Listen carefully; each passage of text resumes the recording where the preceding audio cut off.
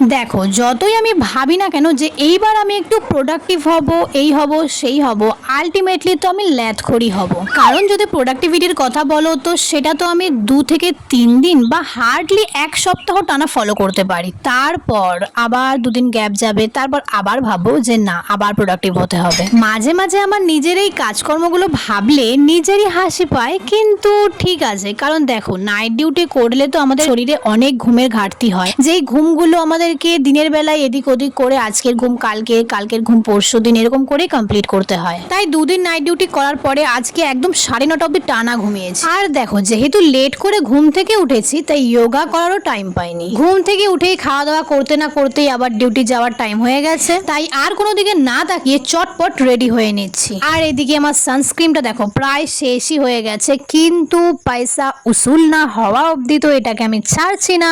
তাই এইরকমই দুমড়ে মুচড়ে আরো 10-15 দিন তো চালিয়ে দেবো। অ্যাকচুয়ালি টিপিক্যাল বাঙালি আমরা বস। কোলগেট হোক বা সানস্ক্রিন, সেটার পয়সা উসুল করতে আমরা এক্সপার্ট।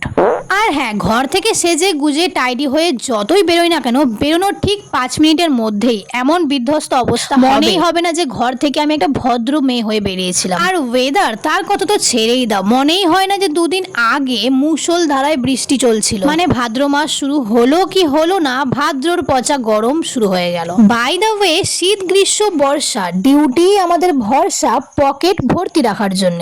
তাই ডিউটি তো মিস করতে পারবো না। আর ডিউটি কমপ্লিট করে বাড়ি আসার পর বিছানাটা যেন আমাকে 2 হাত বাড়িয়ে ডাকে, আমিও ইগনোর করতে পারি না, তাই শুয়েই পড়ি।